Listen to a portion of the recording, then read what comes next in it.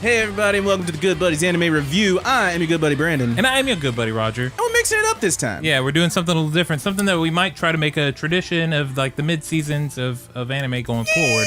We'll see how it goes. We'll see how it goes. So instead of reviewing a particular show, a singular program, a one and only one anime, what we're instead going to do is just talk about a few things that we have been watching that are about halfway through the season. Most of these are just after halfway. They're like 7-8 episodes Yeah, 7-8 out, episodes. as of time of recording. So we're just going to break down a few, give you little details. This is stuff we would recommend, and maybe some stuff maybe we wouldn't recommend, but mostly stuff we're going to recommend. And we'll go ahead and we'll put our stamp on what we feel like they are right now from our system. Like so far, this one's an anime stuff. Yeah, maybe it's maybe it's an anime, maybe not. Maybe it's an anime.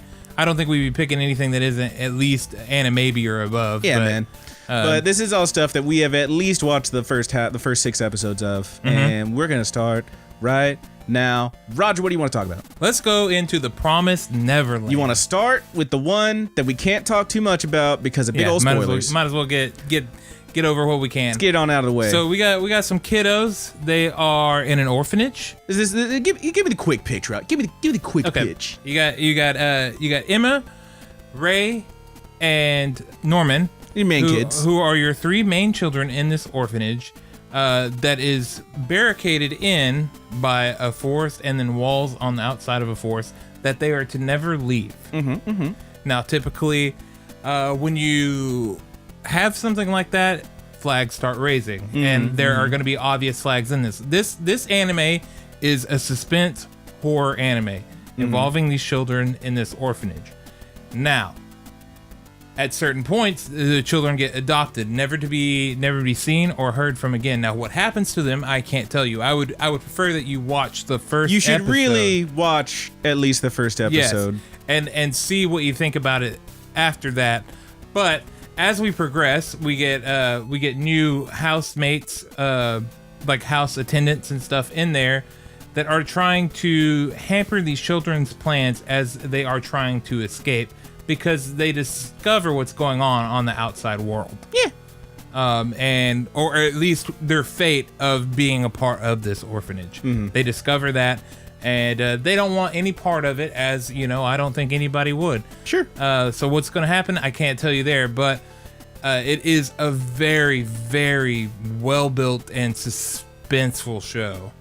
Like you feel the tension as these kids are going through and trying to plan things out and see how they can escape and whether or not they'll be able to bring other children with them, because there are several children in this orphanage. Yeah. And it's just it's so good, and it's the kids are all they're not chibi-esque, but their chins are huge. They're really adorable. They got big heads, huge. Small faces. I really like the art style of it. Their chins are so big, it's disturbing. Like, they all look like the fucking Crimson Chin. Like, you saying they all Jay Leno's, dude? Yeah, man, they're all baby Jay Leno's. I quite like the style, but it's very cute. It's also like kind of weird to look at, particularly like some of the younger kids. There's one kid who's walking around. It's this little dude with these big blue eyes and his little cat mouth because he's a tiny little baby, and he's so cute, and he's got the world's fattest fucking chin, and he looks like a damn Monchi-Chi. It's weird. It does give you a good sense of, like, they do look like children, so it gives you a good sense of innocence. It's good stuff, but which I think actually builds more into the peril of the show. Yeah, but as we said, we can't talk too much about what's going on without getting real spoiler. But the main takeaway is that these are some very bright kids, the main 3 at least, and a few others that you meet, and they are plotting, scheming to do thing and get away however they can. And their personality-wise, they're all, 1, very smart, 2, Emma in particular is fairly more athletic, I'd say, than some of the other ones. She run real good, but she's also very smart. And she's also very nurturing as well. Yes, very much so. She's very focused on getting everyone out, whereas some of the other ones are kind of like, you know, plotting their own little schemes and whatnot. It's a really fun show. It's very interesting. It's very psychological thriller kind of stuff. Yeah, it's a good time. And it's not to say that the antagonists are weak either, because they're terrifying. Absolutely terrifying. They're terrifying, and they're extremely intelligent, and they are definitely, you know, at a certain point onto these children. It's like you gotta outwit, outlast, outplay, man. And straight up Survivor rules in this bitch. it's very well paced, and the suspense they managed to add into this, especially the shock of the first episode. The first episode is very shocking. Yeah, that thing ends on a jump scare that had me rolling, man. It was woohoo. And it's really cool because in that first episode it gives you that bit, and then for a while you don't see anything of it. It's just the kids planning and stuff like that. But that fear and that tension never goes away. It's always there in the background. Yeah, it's good stuff. It is always there. It's very good. So how do you feel about this one so far, man? So far, I would put an Animazing on this one. I would highly recommend that you watch this, especially if you like horror stuff. I would agree. I would say it is at the very least an Animos. Definitely, it is a very possibly the one of the season. It's very likely an Animazing. Yeah, but it is at the very least an Animos. Definitely, yeah. It is very much worth watching. It's really good. I can't recommend it enough.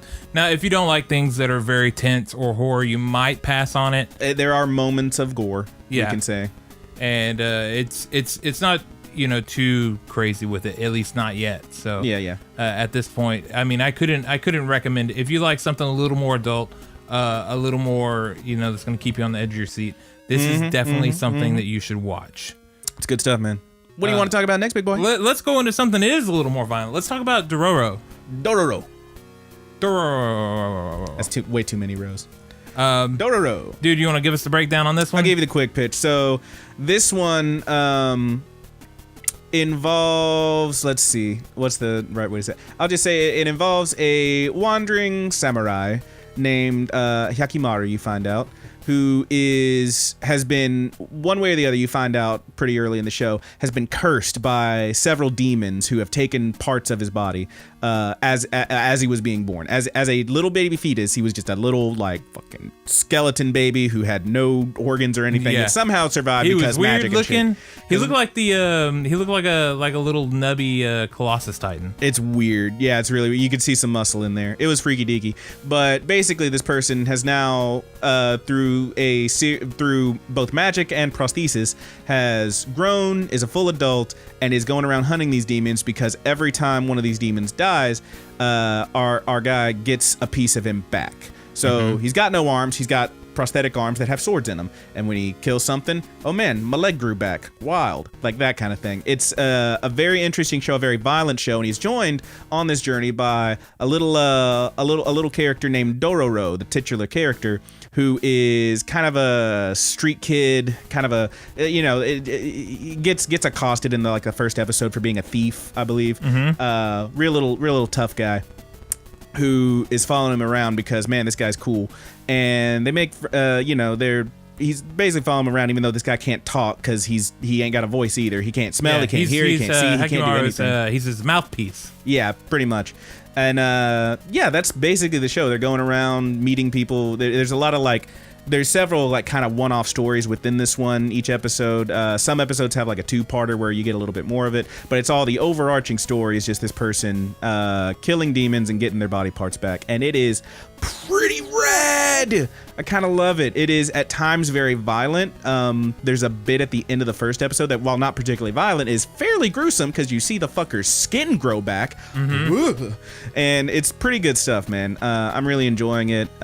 Based on an anime from way back, or a manga. Yeah, manga. Based on a manga from way back. And then there was also a video game adaptation called Blood Will Tell that I learned about from a friend of mine. Pretty cool stuff. But yeah, it's very fascinating. Opening is a banger. Yeah, it's so good. Light it up, baby. Yeah, we didn't really talk about the Promised Neverland's opening too. It's also rad. Very, very good. It's by Uberworld. Yeah. Same as that MHA season 3, the first one. Yep. Yeah, good stuff. Really good stuff. Odd Future, yes, by Uberworld. But yeah, man, good stuff. I'm into it. I'm feeling it. Yeah, and I really like how they flesh out how Hyakimaru sees and stuff like that.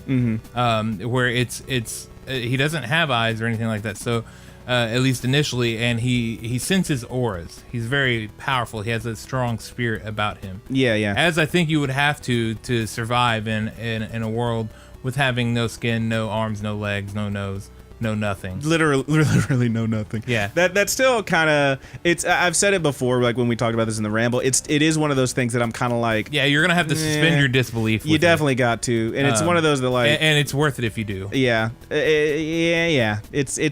It's a little weird in that sense.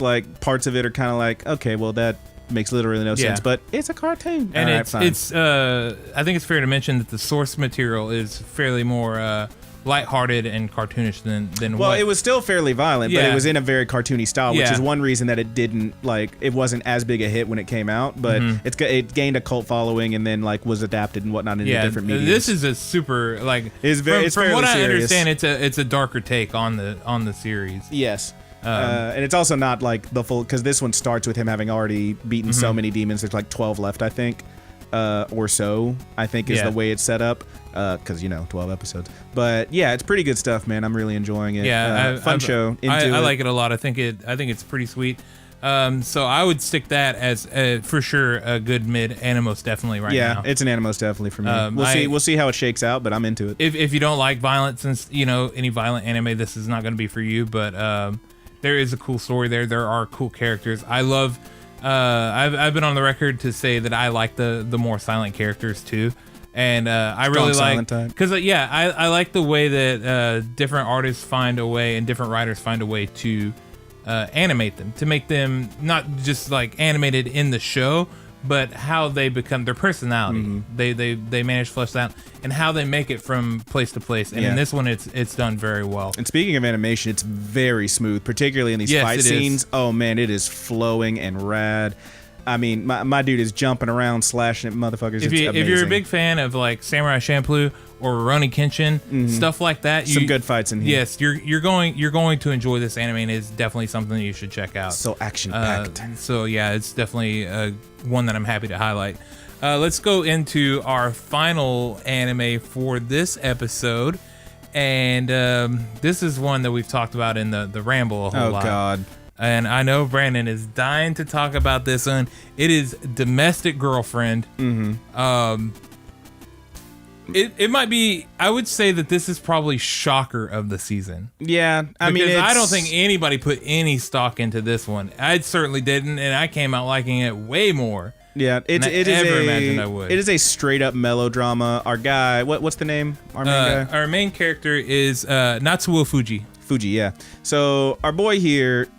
I talked about this a while ago in the round, but here's the basic pitch of it. Is the whole thing starts with him having just lost his virginity and telling his friend about it. So basically, our guy has a big old crush on his school teacher, and he goes and hangs out with some friends, and it's like a group date thing. There's some guys, there's some girls are hanging out. Well, he's kind of like not super sociable, and there's a girl there named Rui who is also not particularly sociable. She's not really talking or anything. They talk. I wouldn't say they hit it off, but they get to know each other.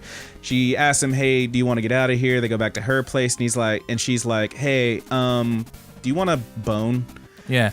Do you want to bonk right now? Her whole reasoning being that she is often looked down by her peers because she hasn't had certain experiences, and she wants to know what it's like. She just wants to get it done, so she knows what's up. She wants to have the sexual experience because she wants the actual experience. Yeah, she wants to know what's up. And my dude thinks about it. He doesn't just jump right on it. To his credit, sure. And they think about it, and they end up doing it. And then, as I said before, I really like the way they handle it, because it's not like there's some big revelation. It's not like all of a sudden they're destined to be together and they love each other or anything. It's just kind of like, all right, we boned, cool, and that's kind of it. That's kind of just it. There's not a big moment there. And as I said then, this is a show that if it took it, kept going with that, and I still have faith that it could have some really cool, stuff to say, but I have no faith in that. It's kind of a thing where sex or marriage or whatever part of a relationship isn't the end all be all. Relationship are the thing you work toward, and this isn't even a relationship. They just kind of bonked. And then, like I said before, it takes a big old left turn to Ha-Haville, because dude goes home. He's talking to his dad. His dad is a widower. Mom died a while ago. And he says, "Hey, son, I know this is kind of sudden, but she's coming over." "Who's coming over?" "Well, I've been dating this woman, and I think I'm going to ask her to marry her. I really like her a lot. I really care about her." He's like, "Okay, well, cool. I mean, I guess I'll meet her." He's really happy for him. He's like, he's "Dad, happy that's for great. His kid, let's do it. Mom died 10 years ago. It makes sense to finally move on. Let your parents really be good. Happy. You gotta have a good time." So, lady shows up. They're gonna get married right away, and they're gonna move in together. And he's like, "Oh, hi, nice to meet you." And she's like, "Oh, it's very nice to meet you. These are my daughters." It's the teacher and the girl he just bonked. All of a sudden, it's like the accidental incest thing, kinda, and they're all living in the same place. And he's like, "Whoa!" It's not. I wouldn't say it's I accidental wouldn't call it. because I wouldn't. incest no. involves blood. You need blood there. I would agree with you, but also, come on, man. Like that's kind of the anyway. But yes, they all live in the same house now. His teacher, he's still got a big crush on, and this girl he just got through bonking. Now they're all related, not by blood, but they are together. Hijinks ensues. Hijinks ensue like crazy. I've said before. Now, and this does touch on some mature themes, and Yeah, very much so. Shit gets pretty sexy. Yeah, it does. Yeah, it gets pretty wild, bud. But like, here's the thing about this show, and I've said this before. My dude's got 2 strikes. Yeah. So far, there are moments in this show where he does stuff that like, okay, that is just not cool. But particularly, like, I think the end of that first episode, I think it's the first episode, maybe the second. I think it's the first. It's the first. Where his teacher, they're all living together. She's in the living room. She had her. Yeah, it turns out she's a bit of a drunk. Had a couple beers, brewski Couple or 2. Steve Weisers.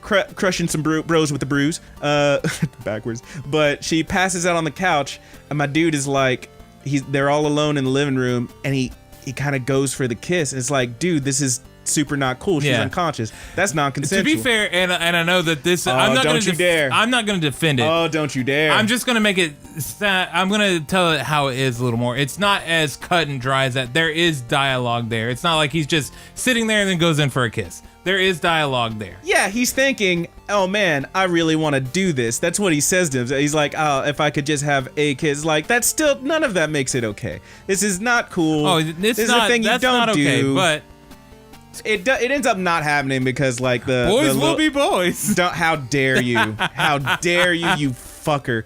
Rui ends up like opening the door and like sees it and like doesn't. And then she even like kind of plays it off like, well, she should have put herself open. Okay, yeah, blame it on her. This show does do some questionable things. But I will reiterate, 2 strikes. And yet, like, as the show goes on, my boy is growing and maturing. And I appreciate that. How many balls are you up to? You got 2 balls, right? We had a series of text messages where like Roger was like, let my boy live, and I'm like, you don't coddle him. You were trying to let him get away with this. He needs to learn. It was a long chain.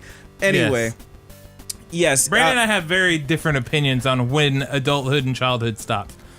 My dude he's in high school. He is old enough to know better, and he needs to know better sooner than later, because that's none of this is. Well, what some I of the like stuff he does is very not cool. Something that I can say in the show's favor is that it does appear that he learns from mistakes and stuff like this. He does have a sense of ethics. My dude starts.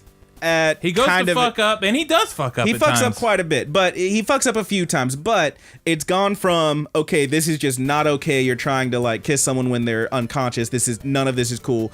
To, okay, these are some very mature decisions you're making in this episode. Way to go, my boy. My boy's learning. My boy's growing. Back to, okay, well, this is fucked up. But it's a bad decision that the both of you are making. So I mean, this you just fucked up. Yeah, and but I like how it kind of like it shows that later on in similar situations. I just want him to be a good boy, Roger. Yeah, but I think that's kind of what it. Now I don't think that's what it's going to boil down to. At the end of the day, I think it will matter, but I think this is going to be smut, and it is what it is. I don't know. We'll find out. We only got like 4 more episodes. Smut of the season. Jesus Christ, Roger. If you like things that are way over, we say melodramatic. This is way over the top and dramatic. It is very dramatic. And if there is an episode where not much happens, you better believe that the next episode, shit is about to hit the wall, dude. It gets real hot and heavy. I mean, we're dealing with topics like adultery here. Yes. We're dealing with, masturbation. Jesus Christ. The sexual and not tension. the way you think. Yeah. Sexual tension is through the roof. There is a scene with an enema at one point. Jesus Christ. I got to that one and I was just like, Roger, what This show is a hot damn mess. Yeah. But emphasis on hot though. Yeah. It's the hottest mess around. It is, if you're looking for some sort of, I'm not going to tell you, the show's not funny. You will laugh at it. No, there are funny moments. There's certainly funny moments. There's one bit in particular, like episode 2, I think, where it's just our guy and Rui. and his friend. Well, I was saying them in the classroom, and like she's very antisocial. She doesn't want to like talk or anything to anybody. People think like, oh, she thinks she's better than us. Not really. She's just very shy. So like they have a whole conversation with her and him, and like it ends up going into like a weird like this little role play where like they're in a restaurant or something. It was very goofy and also really endeared me to that character. Suddenly I actually gave a shit about her like in a big way. There's some very cute moments. There's some very fun moments. There are moments. Again, I'm counting 2 where my dude just straight up does not cool shit. But he's got like, I think 2 balls right now. I'm taking 2 strikes, 2 balls. 1 more strike and he's out. He's out and I'm done. 2 balls though, it's white. 2 balls. Clean. He needs 2. I'll give him a walk. But so far, my boy is straight up fucked up twice, and yet he's done 2 moments that were very, hey, that's just good shit you're doing. That is how the show, like, that is progression in the show. Like that. So for me, I don't know if this is like the whole show, how it's going to end up, but for me, it's a show about this guy who goes from being fairly immature and kind of fucked up to learning some shit about how to exist and stuff. And yes, it probably will devolve into straight up fucking smut, but we'll find out. We'll cross that bridge when we come to it. He's a little too lucky is kind of what it feels like. He gets maybe. We'll find out. With all these girls, because there are more girls flying at him now too. Like it does have that anime trope about it where it's a little too lucky. But what I do like about the show too, one big thing that I do love that intro. Oh God, yeah, I do. That song is awesome. You should listen to that OP. If anything, just check that out. It's so good. It's really good. But the characters, all of them, whether it be good or bad, whether you like what they do or not, they do feel very real. Yeah, I can agree with that. So that is something that it has in its favor. And I mean, is this anime of the season? No. But should you watch it? If you like stuff like this, if you want something that's really interesting and it's gonna just make you realize, why you like certain types of anime and stuff like that, it's just really good. Like I'm into it so far. I mean, I always give it 3 and then I'm out. I went 3 in and we're up to 8 now. Yeah, we're up to 8. I'm still in. 9 tonight. I'm just saying that, like, if I don't know how this is gonna end or anything, I will give it a tentative and a maybe right now. Possible, most it really depends. Because the thing is, I'm saying, could I really see myself recommending this to anybody? Probably not. I've been recommending it to people on Twitter left and right. You're a monster. You're a son of a... I'm gonna give this one a solid amazing right now. You're out of your entire mind. Whether you like it or not, dude. You're out of your whole mind, dude. Whether you like it or not, this is the one anime. I actively know that there are better anime out there right now. Yeah, but this is the one that I'm absolutely... And this might change by the end of it. That's what I want to place that on there. This could go... You feel like everyone needs to watch this? It could nosedive. But what you're saying is you feel like everyone should watch this. Yes. I can't agree with you. I would say a low animazing. I feel like... If you don't handle the dramatics and... I feel like there's some stuff in here that's just not... like. Fine, I'll bump it down to an animal's definitely. I feel like everyone's not going to be down... bumped. All right. I feel like everyone's not going to be down with stuff going on here. I can't imagine like everyone watching this and being like, yeah, okay. Sure. Like, I don't know. Sure. Well, that's what kind of makes these... This is a new type It's almost a little too sexy. This is a new type of episode for us, too, so it kind of makes it weird putting the ratings and stuff on there. Yeah, I mean... it sticks with the theme, that's why we're none of this is set in stone until this shit's finished, but yeah, I don't know, man. This show could it nosedive? Absolutely. I don't know, man. Absolutely. It could crash and burn, but right now, my main thing about it is that it is the anime that I look forward to the most each week. Because I want to know, I am so invested in this story and in these characters and in this hot mess, this love situation that they got going on there. Oh God. Stepsisters everywhere. Jesus Christ. We got the bookworm. Oh God. We got the school the school. Don't say it. I'm not gonna say anything bad about her. What I can tell you what the students would say about her, but the school. I'm trying to think of a good word for it. I think what you're searching for is school bicycle. Everyone gets a ride. No, that's too much. Yeah, watching that's you. too much. I'm watching you. She's she's the sexually active student in school. She definitely does a lot of that fucking. people know about. That was a weird episode to get through because Dude, it could have that one. That's one in particular that like. Do you want to get a little spoiler here? Yeah, go ahead. So there's the whole thing with this girl is that she ends up developing feelings for our guy. She's friends with Rui. She makes friends with Rui. A lot of the other kids in school are like, "Oh wow, you're hanging out with her." Her name is Momo, by the way. Yes, because she's apparently known for being kind of easy. In fact, promiscuous. Some of our There's dudes' the word that I was friends, looking yes, for. some of our dudes' friends even say, "Oh wow, I mean, I guess if that's one way to say we're brothers or whatever, because apparently they boned her or whatever." So that's kind of the character we're talking about, and there's some serious slut shaming going on. Yeah, very the much students. so. That I was not super comfortable with. There's a lot of shame in this episode. Then the thing that turned it around. This is where my boy he caught a ball.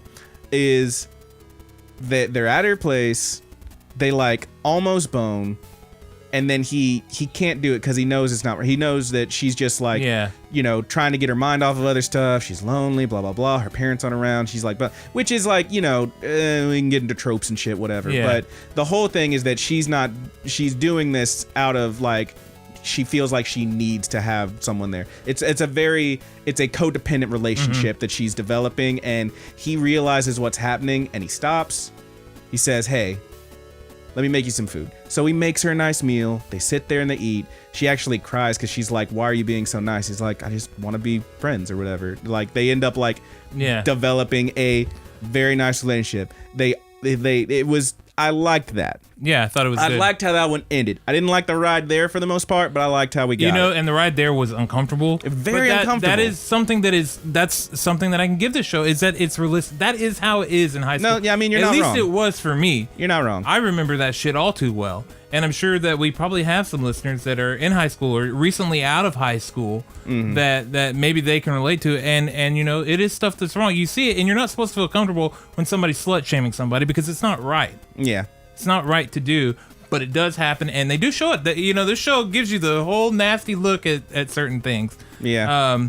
But man, I'll say it's good. And we talked about domestic girlfriend for a good while here, so let's see ourselves out and head on to that ramble. We will be doing another one of these next week because we couldn't touch on everything that we wanted to talk about. Sure. There are still more good things this season. This season is covered in great anime. By all means, leave us a comment if there's like any shows you think you really want us to talk about or stuff that's out now that you're like, oh, you should check this out, blah blah blah. So yeah, we definitely want to put it in the comments. Also, leave us questions because we go into the ramble immediately after this, and that episode comes up one day later. I ain't got no questions. Yeah, after this, we need some questions, everybody. So if y'all got a question, it doesn't matter how simple it is, and we don't think that there's any dumb questions out there.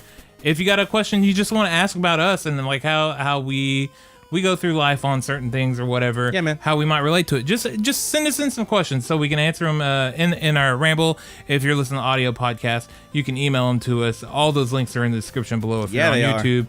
And if you're listening to the audio podcast, you're going to get all of that stuff at the end. Brandon's going to read it off to you. But we really appreciate you, good buddies. I don't read shit. That's off the dome, baby. It's off the Thunderdome. We appreciate you, good buddies.